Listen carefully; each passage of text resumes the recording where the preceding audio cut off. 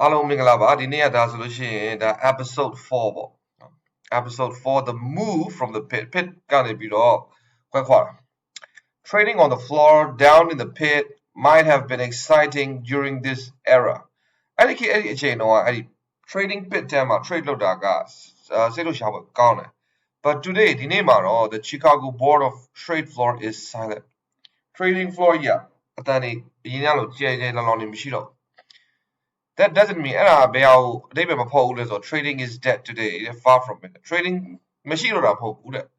ဘာဖြစ်တာလဲဆိုလို့ရှိရင် electronic trading outdated the old ways faster than anyone ever thought could happen electronic trading ဆိုတာဒီနေ့လိုခေတ်မျိုးမှာ computer တွေပေါ်လာတဲ့အချိန်မှာအရင်တော့လိုမျိုးအဝယ်အယောင်းတွေကဖုန်းတွေနဲ့ order တင်စရာမလိုတော့တနည်းအားဖြင့်လှမ်းအော်ပြောစရာမလိုတော့ဘူးဒီcomputer တွေပေါ်လာရလို့ကြောင့်ကျွန်တော်တို့ခုဆိုလို့ရှိရင်ခလုတ်လေးနှိမ့်လိုက်တာနဲ့အဝယ်အယောင်းဘယ်လောက်ဖို့ဝယ်မယ်ဘယ်လောက်ဖို့ရမယ်စသည်ဖြင့်ဒါတွေက software တွေအကုန်လုံးအစားထိုးသွားတယ် The only way for Dennis to expand his trading success was to move away from it Dennis အတွက်ဒီတော့ပုံပြီးအောင်မြင်ဖို့တခုတည်းသောနည်းလမ်းဒီပါလဲဆိုလို့ရှိရင်ဒီ trading pit တွေကနေပြီးတော့သူထွက်ခွာသွားမယ်ဆိုလို့ရှိရင်အောင်မြင်လိုက်တယ် The Chicago trading floors เนาะဒီ Chicago မှာရှိတဲ့ trading floors တွေကwere designed with multiple pits. Each pit traded a different market. Chicago trading floor မှာ pit ကတစ်ခုတည်းရှိတာမဟုတ် multiple pits ဆို pits တွေကအများကြီးပဲ pit တစ်ခုချင်းစီက market တစ်ခုကို trade ဥပမာဒီဘက် pit ကရွှေ trade လို့ဆိုဒီဘက် pit က commodity တွေက soybeans ကို trade လုပ်မယ်နောက်ထပ် pit တစ်ခုက metals တွေ trade လုပ်မယ်စသည်ဖြင့်နောက်ထပ် pit တစ်ခုက forex trade လုပ်မယ်နောက်တစ်ခုကငွေ trade လုပ်မယ်စသည်ဖြင့်ဒါပေမဲ့ for Dennis အတွက်က to trade more than one market တစ်ခုတည်းကိုသူက trade လုပ်ချင်တဲ့သူမဟုတ် Dennis ကအကယ်၍ Chicago trade floor မှာနေမယ်ဆိုလို့ရှိရင်သူ market တစ်ချိန်မှာ market တစ်ခုတည်းကို trade လုပ်လို့ရအဲ့တော့ one market တက်ပို့ပြီးတော့ trade လုပ်ချင်တယ်ဆိုလို့ရှိရင် he had to physically move back and forth across the floor to the various pits အကယ်၍ various market ကို trade လုပ်ချင် pit တစ်ခုသွားလိုက် trade နောက်ထပ် pit တစ်ခုသွားလိုက်နောက်ထပ် pit တစ်ခုသွားလိုက်ဒီလိုမျိုးလုပ်နေရမှာအဆင်မပြေဘူးDennis's solution allowed him to remain faithful to buying in strength and selling in weakness. သူ့ရဲ့ psychology သူ့ရဲ့ rule ကဘာလဲဆိုလို့ရှိရင်အားကောင်းတဲ့အရာတွေကိုဝယ်မယ်အားနည်းတဲ့အရာတွေကိုရောင်းမယ်သူအဲ့ဒါကိုအမြဲတမ်းလိုက်နာခဲ့တယ် Okay he knew that if his system worked in soybeans and corn သူ့ရဲ့ system သူ့ရဲ့ trading system ကပဲပုံနဲ့ပြောင်းမှာအလုပ်လုပ်တယ်ဆိုလို့ရှိရင် that it could also work ဘာမှလည်းလုံးမယ်ရွှေတို့ stocks တို့ and all other markets တခြား market တွေမှာလည်းအလုပ်လုပ်မယ်ဆိုတာသူသိတယ်ကျွန်တော်တို့အမြဲမင်းနေကြကျွန်တော်တို့ပြုတဲ့ trading system က forex ပဲရတာလား stock market မှာမရဘူးလားရွှေမှာမရဘူးလားစသဖြင့်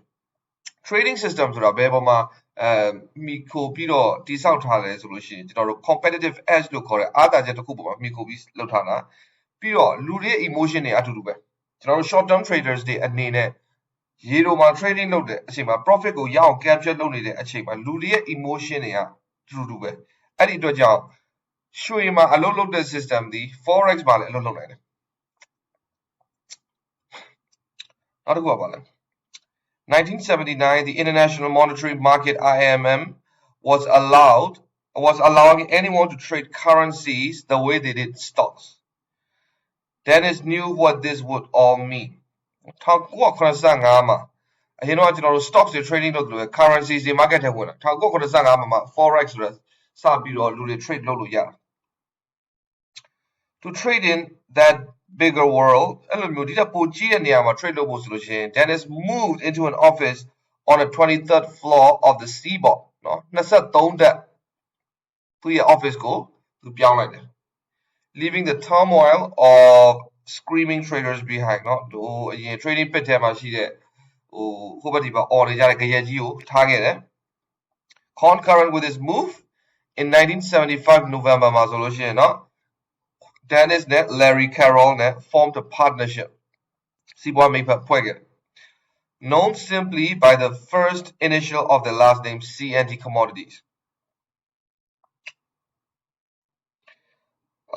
Larry Carroll က COU တယ် Richard Dennis က DOU လိုက်တာအဲ့ဒါမှာ CN Commodities အဲ့မှာစပြီးတော့မွေးဖွားလာခဲ့တာ Dennis was always the man no Dennis was the man Within short order, CN Commodities became one of the largest independent trading firms in the world. အချိန်သိမကြောက်ခဏလေးအတွင်းမှာပဲဒီ CN Commodities ရဲ့ကမ္ဘာပေါ်မှာရှိသမျှ trading firms တွေကအကြီးဆုံးတွေကတစ်ခုဖြစ်ပေါ်လာတယ် They quickly rivaled such established institutional investors as Salomon Brothers and the Pillsbury Company. ဒီလိုမျိုး company အကြီးတွေဘယ်လိုလဲဆိုတော့ Salomon Brothers တို့ Pillsbury Company လို့အကြီးတွေမျိုးနဲ့ခဏလေးအတွင်းမှာရေမောင်တန်းလာခဲ့တယ် The transition did almost sink Dennis. Dennis ကိုဒုက္ခတော့ပေးခဲ့တာ When he went off floor, he struggled. အဲ့ဒီ pit တွေထဲမှာ trading လုပ်ရနေပြီထွက်လာတဲ့အချိန်မှာသူနည်းနည်းရုန်းကန်ခဲ့ရတယ် In the late 1970s, 1980ခုနှစ်နောက်ပိုင်းတွေမှာတော့ the markets were getting to him. ပြောနေတဲ့သဘောသူ market ထဲမှာသူရဲ့ trade order တွေရှုံးနိုင်တော့များခဲ့တယ် Tom Willis saw the struggle and recalled he was a little disillusioned, a little off balance, frankly. သူအဲ့ဒီအချိန်တုန်းကသူကနည်းနည်းဗျာများနေတယ်ပေါ့နော်ဒီလိုပြောအောင်ပေါ့ Both men went out to a bar to discuss the situation เนาะအဲ့မှာဘာတစ်ခုသွားတယ်သွားပြီးတော့သူတို့ညအမှာဆွေးနွေးမှုလုပ်တယ်ပေါ့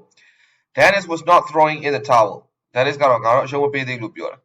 He looked at Willis and said Tom I got stuff that's so good that used off floor in the right hands it would make 50 millions a year Dennis ကဘာပြောခဲ့လဲဆိုလို့ရှိရင် Willis ကိုပြောတယ်တဲ့ငါစီမှာရှိတယ်အဲ့ဒီပစ္စည်းကတကယ်တမ်းဆိုလို့ရှိရင်ငါမှာရှိတဲ့ဟာကတစ်နှစ်ကိုဒေါ်လာ50ရှာနိုင်တဲ့အရာလို့သူကရုံကြည်ပြောနေတယ်အဲ့ဒီတော့ပြောခဲ့တဲ့တစ်နှစ်ကိုဒေါ်လာ50ဆိုတာဒီနေ့မှာဆိုလို့ရှိရင်တဲ့ it would mean like someone saying he has a way of trading that's so good he can make 200 million a year အဲ့တော့အဲ့လိုပြောခဲ့တာဒီနေ့မှာဘယ်လိုလဲဆိုတော့ငါမှာလူတယောက်ကဘာနဲ့လာပြောတာလဲတူလဲဆိုတော့သူ့မှာ trading he has a way of trading နည်းလမ်းတစ်ခုရှိတယ်အဲ့ဒီဟာအရန်ကောင်းတယ်ဘယ်လောက်လောက်လဲဆိုတော့တစ်နှစ်ကိုဒေါ်လာ200လောက်နိုင်လို့လာပြောတယ်အတူတူပဲအဲ့ဒီခေတ်က50ကဒီနေ့မှာဆိုလို့ရှိရင်ဒေါ်လာ200နဲ့အတူတူပဲလို့ပြောချင်တာ Okay ငါသာ Richard Dennis ကိုမသိခဲ့ဘူးဆိုခဲ့လို့ရှိရင်ငါထင်တာတော့သူငါ့ကိုလာ for တယ်လို့ပဲထင်တာပြီးတော့အဲ့ဒီချိန်တော့เนาะ1989ခုနှစ်မှာ50အကြောင်းလာပြောတယ်ဆိုရင် it's a crazy thing ဒါနည်းနည်းတော့ပတ်စံမဟုတ်ဘူးတဲ့ but I believed it the Richard Dennis ဖြစ်တဲ့အတွက်ကြောင့်သူ့ကိုငါယုံကြည်ခဲ့ and he did it သူအဲ့တော့သူကိုယ်တိုင်လည်းသူရအောင်ရှာခဲ့တယ် if an edge is good or the idea is good let's get in front of the screen and trade them all เนาะဒီမှာသူတို့ပြော let's get in front of the screen ဆိုတာအဲ့ဒီမှာသူတို့ဘာနဲ့ trade လုပ်နေပြီလဲ computer တွေနဲ့သူတို့စပြီး trade လုပ်နေပြီ if the edge is so good အားသာချက်ကတကယ်အဲ့လောက်ပဲကောင်းတယ် idea လည်းဒီလောက်ကောင်းတယ်ဆိုလို့ရှိရင် computer ရှင်းငါတို့သွားအောင်လား trade လုပ်မယ်ပေါ့အဲ့တော့ကျွန်တော်အရှိမပြောခဲ့ဘူးလေเนาะ trading မှာ profit ကဘယ်ရလဲ edge equal profits ဒါလေးမှတ်ထားဖို့လိုတယ် trading မှာ edge ကဘယ်ရလဲဆို sorry tradingမှာ profit ကဘယ်ရလဲဆို we got it from edge ကျွန်တော်တို့ရဲ့အားသာချက်လေးတွေကနေပြီးတော့တစ်ချိန်ကြာရင် profit တွေရတာif that's good let's get in front of the screen and have 20 people do this အကယ်၍ edge ကအဲ့လောက်သာကောင်းတယ်ဆိုလို့ရှိရင် computer ရှင်းမှာငါတို့သွားပြီး trade လုပ်မယ်တကယ် result ရတယ်ဆိုလို့ရှိရင်ငါတို့ဘာလုပ်မလဲ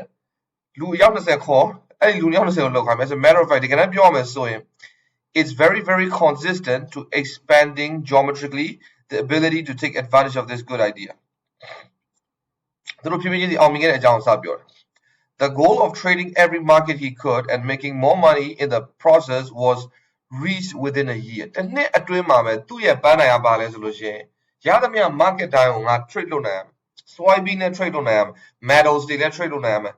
oil เนาะ palm oil တို့ crude oil တို့စတဲ့ oil market ကိုလည်းသူ trade လုပ်ရမယ် currency market forex လည်း trade လုပ်ရမယ် stock market company stock တွေလည်းသူ trade လုပ်ရမယ်အဲ့ဒီ goal ဒီတဲ့တစ်နှစ်အတွင်းမှာသူရခဲ့တယ် just as Dennis had predicted yet making that much more money didn't change him one bit အဲ့တော့ပတ်စံနေအများကြီးချမ်းသာလာပြီမဲ့လေသူမပြောင်းလဲပါဘူး his new office was not marble and glass เนาะတကယ် marble တွေတကယ်လုံးဝဒီဖန်သားတွေနဲ့တိစောက်ထားတာမဟုတ်ဘူးအရင်တိုင်းပဲဒီမှာနောက်တစ်ထောက်ပေါ်လာပြီလေ Martin Hare a nephew of Larry Carroll เนาะသူနဲ့အတူတူစီးပွားပြ CN Commodities က Larry Carroll ရဲ့တူပေါ့ was 16အဲ့တော့အသက်က16ရှိပြီ in high school when he was working for Dennis အသက်16 high school တက်နေတဲ့အချိန်မှာ Dennis အတွက် Money for Dennis was just a way to keep score in the game. Dennis အတွက်ပတ်စံဆိုတာဘာလဲဆိုလို့ရှိရင် to keep score in the game တစ်ခုမှာသူဘယ်လောက်ဘယ်အဆင့်ရောက်နေပြီလဲဆိုတော့မှတ်တဲ့media လေးတစ်ခုပဲတဲ့ He was frank about it သူကလည်းပုံမှန်လေးပြောခဲ့တယ် Trading is a little bit like hitting a ball. If you're thinking what your betting average should be, you're not concentrating on the right thing when you bet the ball. Dollars are the bet averages of all the traders. ဒီမှာပြောတဲ့အကြောင်းဒါကျွန်တော်ထင်တယ် cricket လို့ baseball အကြောင်းပြောတာအရင်တော့နားမလဲဘူးเนาะဒါ baseball အကြောင်းတို့ cricket အကြောင်းတို့နားလဲတယ်ဆိုလို့ရှိရင်တော့ပိုသိပါလိမ့်မယ်ဒီအောက်မှာရှင်းပြထားတာလေအဲ့ဒီ game အကြောင်းနဲ့ပဲသူကဥပမာပေးပြီးရှင်းပြထားတာနောက်တစ်ခုကဘာလဲဆိုလို့ရှိရင် political ambition Dennis ကနိုင်ငံရေးနဲ့စိတ်ဝင်စားတာဒီနေရာမှာအရင်ကြိုက်တဲ့စကားလေးတစ်ခုရှိတယ် one man's volatility is another man's profits နောက်တစ်ယောက်ရဲ့ profit ကဘယ်ကြလဲဆိုလို့ရှိရင်လူတစ်ယောက်ရဲ့ volatility ဆိုတာအယောင်းအဝယ် volatile ဖြစ်တယ်ဆိုတာ market ဈေးအတက်အကျကျန်းလို့အဲ့ဒီမှာအယောင်းအဝယ်လုပ်တဲ့သူတွေကအဲ့ is another man's profit တခြားတစ်ယောက်ရဲ့ profit တစ်ခုပဲဖြစ်တယ်တဲ့ Dennis did more than just write checks နော်သူ checks တွေရေးနေရတယ်မဟုတ်ဘူး He became good friends with Bill Bradley and supported Walter Mondale 1984 and Bruce Rabbitt 1988 for president နော်ဒါသူရဲ့နိုင်ငံရေးလှုပ်ရှားမှုလေးပြောပြ If it's good if it's something everyone hates but you think is right those are the important things to do because no one else is going to do them ဒါသူရဲ့နိုင်ငံရေးဟိုဟာတွေက coach တွေတစ်ခုပေါ့လုံးစရာတစ်ခုရှိတယ်အဲ့ဒါလူတိုင်းမုန်းတဲ့အရာဒါပေမဲ့အဲ့ဒါဒီတကယ်အမှန်တရားလုပ်ဖို့လိုတယ်ဆိုလို့ရှိရင်အဲ့ဒါတွေကအရေးကြီးဆုံးအလုပ်တွေတဲ့အဲ့ဒါတွေကိုရအောင်လုပ်ရမယ်ဘာဖြစ်လို့လဲဆိုတော့လူတွေမုန်းတယ်လုပ်စရာရှိတယ်အရေးကြီးတယ်ဒါပေမဲ့လူတွေမုန်းတယ်လို့လူတွေကတော့များမလုပ်ချင်ကြဘူးအဲ့ဒီအတွက်ကြောင့်လုပ်တဲ့တယ်ဒါကတော့သူ့ရဲ့အတွေးခေါ်တွေကတစ်ခုပဲเนาะဒါလေးတက်ရန်ကောင်းပါတယ်လူတိုင်းမုန်းတယ်ဒါပေမဲ့ you think is right မင်းထင်တာအဲ့ဒါတကယ်အမှန်တရားလို့မင်းထင်တယ်အဲ့ဒါဆိုလို့ရှိရင်ဒီနှစ်ခုကအရန်အရေးကြီးတယ် Number 1လူတိုင်းမုန်းရမယ်မင်းထင်တာတော့တကယ်မှန်တယ် Those are the important things to do ဘာဖြစ်လို့လဲ No one else is going to do ဘယ်သူမှလုပ်မှာမဟုတ်ဘူးတဲ့အဲ့တော့ကြောင့်မင်းလုပ်တဲ့တယ်ပေါ့ဒီမှာဆိုလို့ရှိရင်လည်းဒါသူ့ရဲ့ဒီမူရစေဝါနဲ့ပတ်သက်တဲ့သူ့ရဲ့အတွေးခေါ်လေးတစ်ခုပြော Dennis thought သူဘယ်လိုထင်လဲဆိုလို့ရှိရင် People should be allowed to do what they want to do သူတို့လုပ်ချင်တာသူတို့လုပ်ဖို့အခွင့်ပေးရမယ်Even if they injure themselves ကိုဖြတ်စည်းနေတယ်ဆိုရင်တော့မှကိုသူတို့လုပ်ချင်တာကိုငါတို့ခွင့်ပြုရမယ် As long as they did not hurt others တခြားသူကိုဒုက္ခမပေးဘူးတခြားသူကိုဒုက္ခရအောင်မလုပ်ဘူးဆိုလို့ရှိရင်သူတို့လုပ်ချင်တာပေးလို့တင့်တယ်လို့သူကပြောတာ The drug war violates the golden rule of doing unto others as you would have them do unto you. None of us is free of vice or temptation. Does any one of us really want to be jailed for our moral shortcomings? If a teenage child is arrested for drug possession, a distinct possibility,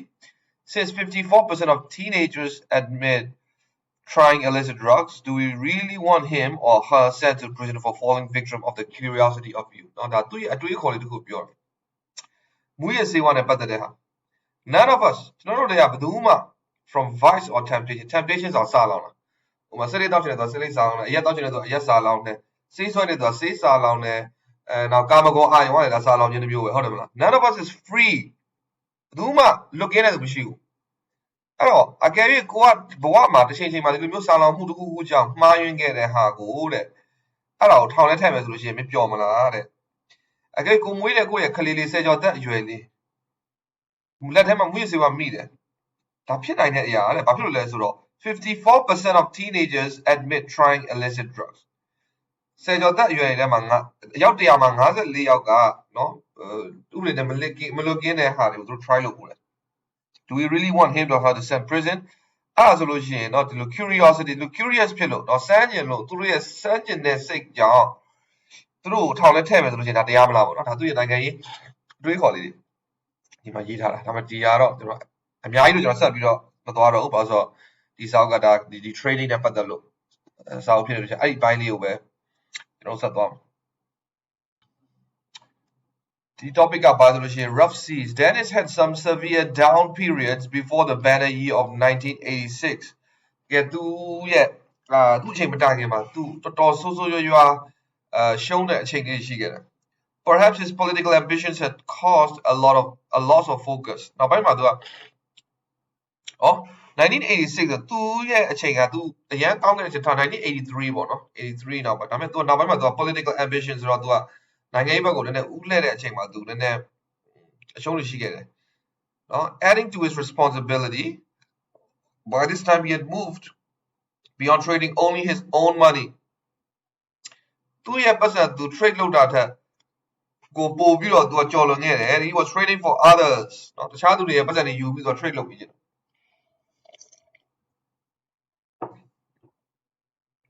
and managing their money was not his strongest suit ကိုပတ်စံကို trade လုပ်လို့ရှိရင်ကိုကြက်တယ်လို့ကိုလုပ်လို့ရတယ်လေဟုတ်တယ်မလားကဲကိုမျိုးချို fund တစ်ခုတည်ထောင်မယ်ဒီမှာသူများတွေကိုပတ်စံထည့်လို့ရတယ်ပြီးလို့ငါမင်းတို့အစားငါဒီပတ်စံတွေကို invest လုပ်ပေးမယ် trading လုပ်ပေးမယ်အဲ့လိုလုပ်တာသူ့အတွက်နည်းနည်း pressure ပိုများတာပေါ့ဟုတ်တယ်မလား he said it is drastically more work to lose other people's money တဲ့သူများပတ်စံတွေကိုဆုံးရှုံးတယ်ဆိုတာအလုပ်ပိုများတယ်တဲ့နော် it's tough I go home and worry about it ငါအရင်တော့ငါဒေါ်လာတန်းနဲ့ချီပြီးတော့ trade လုပ်နေတာငါအခုပတ်စံနဲ့ကိုဆိုတော့ easy ပဲရှုံးတယ်ဘာမှမဖြစ်ဘူးဒါပေမဲ့သူများပတ်စံတွေယူပြီးတော့စပြီး trade လုပ်တဲ့အတွက်ကြောင့် I go home ငါအိမ်မရောက်လို့ရှိရင်ငါစိုးရိမ်စိတ်တွေဝင်ကြောက်စိတ်တွေဝင် It was not what his clients wanted to hear သူ့ရဲ့ clients တွေ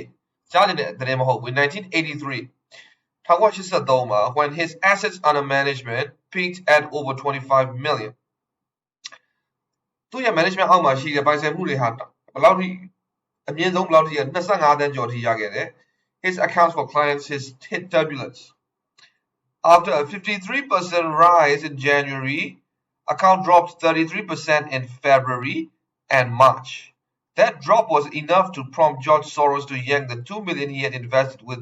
Dennis only 2 months earlier. ဒါတွေပါပြောချင်တယ်ဆိုလို့ရှိရင်အောက်မှာကြည့်လို့ရတယ် Dennis ရဲ့ return ကိုဒီမှာပြထားတာနော် Dennis သူတခြားသူတွေပတ်စံယူပြီးတော့ fund တစ်ခုအနေနဲ့သူ trade လုပ်ပေးတယ် fund ကိုပြထားတာAfter a partial rebound in April and May, Dennis funds dived another 50% in value.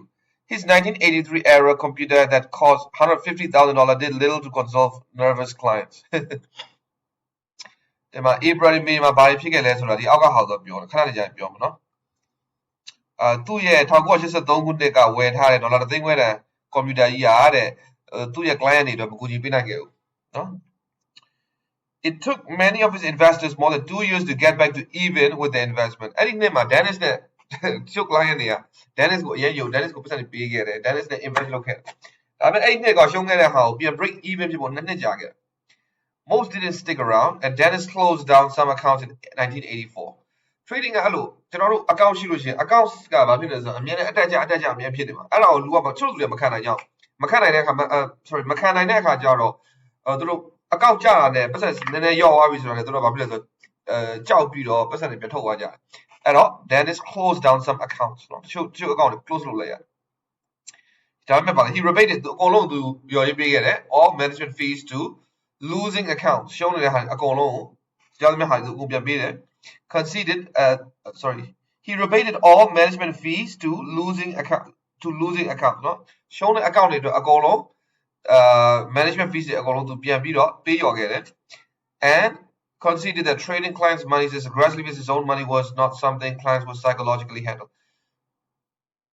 သူ့ပတ်စံကိုသူ trade လုပ်တယ်လို့မျိုးတခြားသူတွေကပတ်စံကိုယူပြီးတော့အဲ့လို trade လုပ်ခြင်းဟာသူ့ရဲ့တချို့ client တွေအတွက် psychologically သူ့ client တွေကကောင်းကောင်း handle မလုပ်နိုင်ဘူးတဲ့what does this aggressive look like on a month to month basis တလားသူ့ရဲ့ဝင်ငွေအထွက်ငွေအကြမ်းဘယ်လောက်ရှိတယ်ဆိုတော့对吧1983ခုနှစ်ကသူ့ရဲ့ client money ကိုသူ trade လုပ်ခဲ့တယ်ဒီမှာမြင်ရပထမတစ်နှစ်မှာ sorry ပထမလမှာဆိုကြပါတော့ကျွန်တော်ဒေါ်လာ1000နဲ့စခဲ့ဒေါ်လာ1000နဲ့စခဲ့မယ်ဆိုလို့ရှိရင် January လကုန်မှာဘယ်လောက်ဖြစ်သွားမလဲဆိုတော့ကျွန်တော်တို့ရဲ့ account ဒီဒေါ်လာ1000ကျွဲဖြစ်သွားမယ်နော်ဒီမှာမှတ်ထားလေးရှိတယ် February မှာသူ့ရဲ့အဲ့ဒီ January ရပတ်စံတော့1000ခွဲကဘယ်လောက်ဖြစ်သွားမလဲဆိုတော့14000 490ဖြစ်သွားမယ်နော် January မှာမြတ်တယ် February ရှုံးတယ် March လမှာထက်ရှုံးတယ် March လအကုန်မှာသူ့ရဲ့မြတ်ခဲ့တဲ့ပတ်စံဘယ်လောက်ပဲကျန်တော့မလဲဆိုတော့1459ပဲကျန်တော့ပြီး April မှာသူပြန်မြတ်တယ် April မှာဘယ်လောက်ပြန်လဲ29% return နော် 29% return ဆိုဘယ်လောက်ပြန်ရမလဲ$13,493ပြန်ရ Okay April ပြီးတော့ May လမှာထပ်တက်တယ်ဘယ်လောက်လဲဆိုတော့$1,400အကယ်၍ကျွန်တော်တို့ဒေါ်လာ1000နဲ့သာစခဲ့ရင်နော်ဒေါ်လာ1000နဲ့စခဲ့ရင်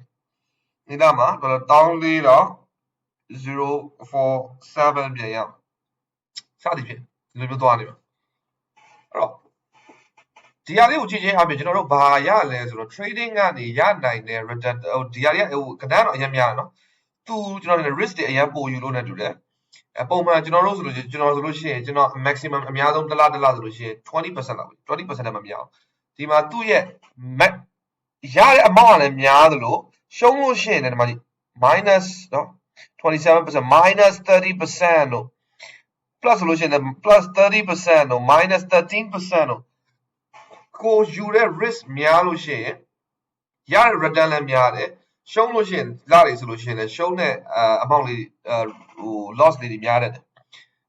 ဒါသူယူတဲ့ risk ကျွန်တော်ထင်တယ်နည်းနည်းများတယ်ထင်နော် maybe ကျွန်တော်တို့ယူတဲ့2 to 3% တက်ပို့ပြီးယူလာတော့မသိဘူးနော်အဲ့တော့အဓိကဒီမှာပြချင်တာဘာလဲဆိုတော့ trader တယောက်ရဲ့ဝင်ငွေသည်လတိုင်းမြတ်နေတာမဟုတ်တချို့လတွေမြတ်တဲ့လရှိတယ်တချို့လတွေရှုံးတဲ့လရှိတယ်အဓိက overall အကုန်တိုင်းကြည့်လိုက်တဲ့အချိန်မှာကျွန်တော်တို့ရေရှည်မှာမြတ်ဖို့အရေးကြီးတယ်နော်ကျွန်တော်တို့ trade တစ်ခုဝင်လိုက်တာအမြဲတမ်းနိုင်တယ်အမြဲတမ်း profit တွေရနေတာမဟုတ်နော်ဒီမှာဆိုလို့ရှိရင်ဒါ Richard Dennis ဆိုတာကမ္ဘာအကောင်းဆုံး traders တွေတယောက်သူတို့တော့မှတစ်ခုလဲ percentage ကိုမကြည့်နဲ့ဘယ်နှလားနိုင်လဲကြည့်နော် January April May September October နော်12လ5လပဲလေနော် Dennis was famous for those big returns နော် Dennis ကဘာနဲ့နာမည်ကြီးလဲဆိုလို့ရှိရင်အဲ့လို big returns တွေနဲ့တော့နာမည်ကြီးတယ် that was what his clients wanted to become rich like rich နော် the rich လိုမျိုးချမ်းသာကြတယ်သူရဲ့ clients တွေက they got on board knowing full well the voyage would be rocky အဲ့တော့သူတို့က Dennis နဲ့ပတ်စံလေးစပြီးတော့ထည့်ကြတယ်သူတို့ Dennis ကလည်းရှင်းပြထားတယ်နော်ပတ်စံအမြဲတမ်းအတက်ပိုက်ပဲရှိမှာမဟုတ်ဘူးတချို့လာရင်မြတ်တဲ့လာရှိမယ်တချို့လာရင်ရှုံးတဲ့လာရှိမယ်နော်ဒီလိုမျိုးအတက်ကြကျန်းနေမယ်ပြောပြီးမယ် but conveniently forgot the fact that rough sailing made them seasick အဲ့လိုအကောင့်တွေကအတက်အကျဖြစ်တဲ့အချိန်မှာ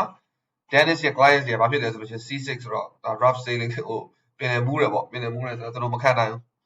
at the first sign of troubled waters when they were puking losses နော်ပထမအချိန်တွေအတွင်းမှာသူတို့နည်းနည်းလေးရှုံးတာနဲ့ဘာဖြစ်လဲ they cut short the voyage and blamed Dennis တော်ပြီငါတို့ပတ်စံတွေငါတို့ပြန်ထုတ်တော့မယ်Dennis မင်းကအသုံးလည်းမချဘူးစသည်ဖြင့်အဲ့ဒီတော့ဖြစ်ခဲ့တဲ့ဟာ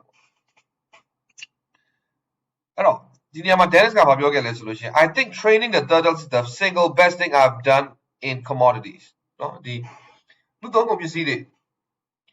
နဲ့ပတ်သက်လို့ online training နဲ့ပတ်သက်လို့ငါဒီလို turtles တွေငါရဲ့ student တွေကိုငါစပြီး training ပေးခဲ့တာကအကောင်းဆုံးသောအရာတစ်ခုပဲတဲ့ Yet there was no way he could have known at this time that the single best thing he could do would change his life with the history of speculative trading in ways never imagined. အဲ့ဒါမလုပ်ခဲ့ဘူးဆိုလို့ရှိရင်เนาะဒီလုပ်ငန်းကြီးမှာဒီ online professional online trading လို့เนาะ speculative trading လို့လည်းခေါ်တယ်at the speculative trading ရဲ့သမိုင်းမှာသူဘယ်ဟာအကောင်းဆုံးအဲ့ဒီကမလုပ်ခဲ့ဘူးဆိုလို့ရှိရင်ဘယ်ဟာအကောင်းဆုံးဖြစ်မှာလဲသူမသိဘူးလေ Now glory and legend aside in 1983 with a clear plate Dennis' most immediate task was to select his turtle students from the thousands who responded to his one ad အဲ့တော့ပထမဆုံးသူလုပ်ရမယ့်လုပ်ဒီပါလေ immediate task သူချက်ချင်းလုပ်ရမယ့်လုပ်ကဘာလဲဆိုလို့ရှိရင်သူ့ရဲ့ turtle students တွေကို select ဆိုရွေးချယ်ရမယ်ဘယ်ရလဲဆိုတော့ from the thousands who responded ကြော်ညာကိုဖြေဆိုခဲ့တဲ့သူတွေ submission ဖြည့်တဲ့သူတွေထဲမှာသူ select သူစပြီးတော့သူရွေးချယ်ရမှာအဲ့တော့ဒါဆိုလို့ရှိရင်ဒါ chapter 2ပြီးသွားပြီအဲ့တော့ next episode တွေမှာကျွန်တော်တို့ဒါ chapter 2ပြီးသွားပြီဆိုတော့ chapter 3ကိုတော့ the turtles သူရဲ့ students တွေသူဘယ်သူတွေကိုသူ pick လုပ်ခဲ့လဲအဲ့ဒီလူတွေကဘယ်သူတွေလဲသူတို့ဘာသင်ပေးခဲ့လဲဆို chapter 4မှာ philosophy trading philosophy ကိုအရေးတယ် Dennis နဲ့ နဲ့เนาะဒီ trading ကို approach လုပ်တဲ့သူ့ရဲ့ thoughts တွေကပါနေတယ် chapter 5မှာသူ့ရဲ့ trading strategies တွေပါစသဖြင့်เนาะ so on and so forth အများကြီးကျန်သေးတယ်